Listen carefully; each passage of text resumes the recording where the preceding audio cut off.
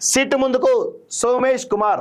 గతంలో చీఫ్ సెక్రటరీగా సోమేష్ కుమార్ కిందనే సజ్జనార్ కానీ ఇప్పుడున్నటువంటి ఐపీఎస్ ఎవరైతే సిట్టులో ఉన్నటువంటి ప్రతి ఒక్కరు కూడా ఆయన కిందనే పనిచేయడం జరిగింది.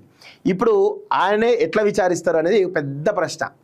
ఫోన్ ట్యాపింగ్లో చాలా కీలకంగా ఇప్పుడు ప్రభాకర్ రావు ఉన్నాడు A1గా. ఆయన ఏమంటున్నాడు సిట్ విచారణలో, నాకు సంబంధం లేదు, నా ఉన్నతాధికారులు ఎట్లా చెప్తే అట్లా చేస్తా అని చెప్పేసి అన్నాడు.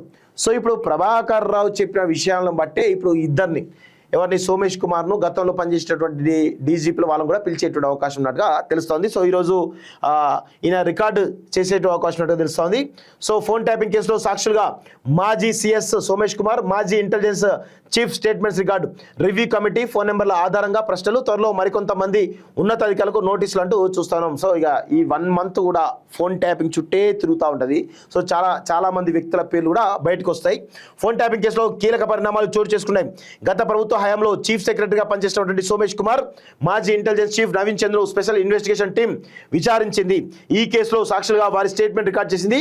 ఫోన్ ట్యాపింగ్ సంబంధించి రివ్యూ కమిటీ విధి విధానాలు సహా స్పెషల్ ఇంటెలిజెన్స్ బ్రాంచ్ చీఫ్గా ప్రభాకర్ రావు నియామకం గురించి వివరాలు సేకరించింది. ప్రధానంగా 2023 నవంబర్ 1 నుంచి 15వ తేదీ వరకు ట్యాపింగ్ చేసిన 618 నెంబర్ల వివరాలతో ప్రశ్నించినట్టు తెలిసింది. ఫోన్ ట్యాపింగ్ పై ప్రభాకర్ రావు ఇచ్చినటువంటి నోట్ ఫైల్ కు సంబంధించిన వివరాలతో వీరిద్దరి స్టేట్మెంట్లు రికార్డ్ చేసినట్టు సమాచారం. నవీన్ చంద్ చీఫ్ గా ప్రభాకర్ రావు ఆదేశాలు అంటూ చూస్తున్నాం. సో నేను ఒకటి చెప్పదలుచుకున్న మిత్రులారా, ఇప్పుడు SOT కూడా ఉంది కదా, SOTలో డీసీపీగా ఉన్నటువంటి గోనె సందీప్ రావును ఎందుకు సిట్ విచారించట్లేదు? ఎక్కడ ఏం జరుగుతుంది, అసలు ఎక్కడ లోపం జరుగుతుంది?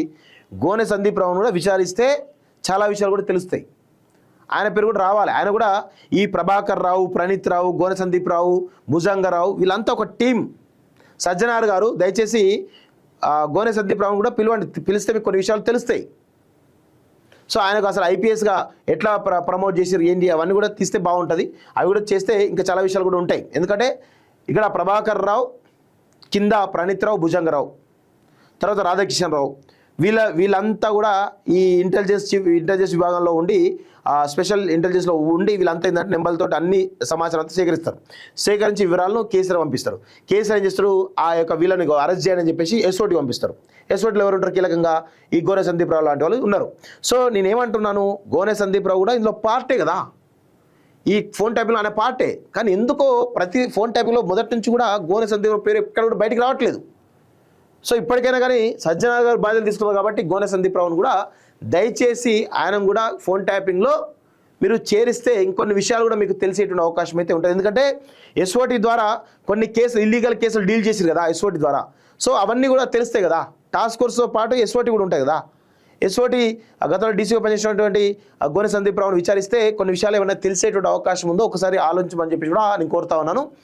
సో నవీన్ చంద్ చీఫ్గా ప్రభాకర్ రావుకు ఆదేశాలట. సోమేష్ కుమార్, నవీన్ చంద్ ఇచ్చినటువంటి వాంగ్మూలం ఆధారంగా సజ్జనార్ ఆధ్వర్యంలో సిట్ దూకుడు పెంచింది. ప్రధానంగా సోమేష్ కుమార్ సిఎస్గా బాధ్యతలు నిర్వహించిన 2019 డిసెంబర్ నుంచి 2023 జనవరి మధ్య కాలంలో జరిగినటువంటి ఫోన్ ట్యాపింగ్ వ్యవహారంపై సిట్ స్పెషల్ ఫోకస్ పెట్టినట్టుగా తెలుస్తూ ఉంది. వీరిద్దరూ ప్రభాకర్ రావు బృందానికి ఎలాంటి ఆదేశాలు జారీ చేశారనే వివరాలను సేకరించినట్టు తెలిసింది. నవీన్ చంద్ ఇంటెలిజెన్స్ చీఫ్గా ఉన్న సమయంలో ప్రభాకర్ రావు SIB చీఫ్గా పనిచేశారు. అదే సమయంలో రివ్యూ కమిటీ సభ్యులుగా ఉన్నటువంటి అధికారులు కూడా ప్రశ్నించేందుకు సిట్ ఏర్పాట్లు చేస్తున్నట్టు సమాచారం. కాగా నాటి హోంశాఖ సెక్రటరీ, మాజీ డీజీపీ సహా పలువురు మాజీ పోలీసు అధికారులు కూడా సిట్ నోటీసు జారీ చేసే అవకాశం ఉన్నట్టుగా తెలుస్తూ ఉంది అన్నట్టుగా అంటా ఉన్నారు. సో చూద్దాం మరి ఎంతవరకు పోతుందో ఏందో చూడాల్సిన అవసరం అయితే ఉంది.